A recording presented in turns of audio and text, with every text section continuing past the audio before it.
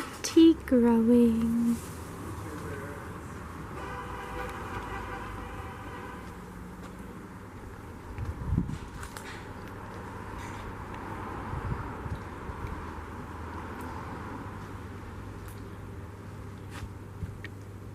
One task for today is I made this bed of transplanted red Russian kale, but I hadn't asked the bandicoots to inspect this territory prior to that, so they went through and had their way with it.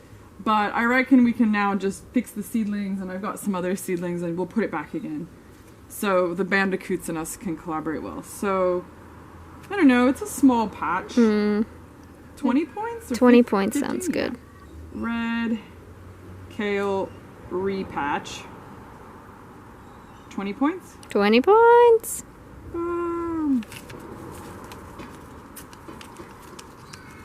Okay, that's one. So next we have this little patch of silver beets and spinach, and what we'll do is we'll go in and we'll pull out all the really small ones and then thin the seedlings out and transplant it to make this into a really big bed that goes all the way from that half a wine barrel to the flowering broccoli. And we'll leave the flowering broccoli in for now because the bees love it, but we might weed some of that up if we need more space to plant the spinach and the silver beet underground. So the goal is basically to thin these plants out to make a much larger bed and give them room while leaving the broccoli flowers for the bees. Because that one takes That's a major project, yeah. This one's a bit of thinking. I think this one's more like a 35 pointer. Loose soil in these wire baskets that slide into this contraption. And these are microgreens trays. The soil's dried out a bit, so we need to give this a really heavy watering. And then what we'll do is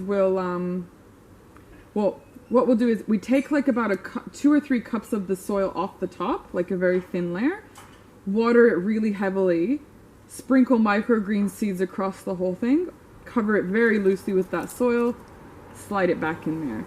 So this is 4 trays of microgreens. I'd say that's probably another 30 or 40 pointer. All right, we have thinned out, spread out the silver beet and spinach. We did some microgreens and put them in a greenhouse. And we replanted seedlings and bandicoot-proofed them.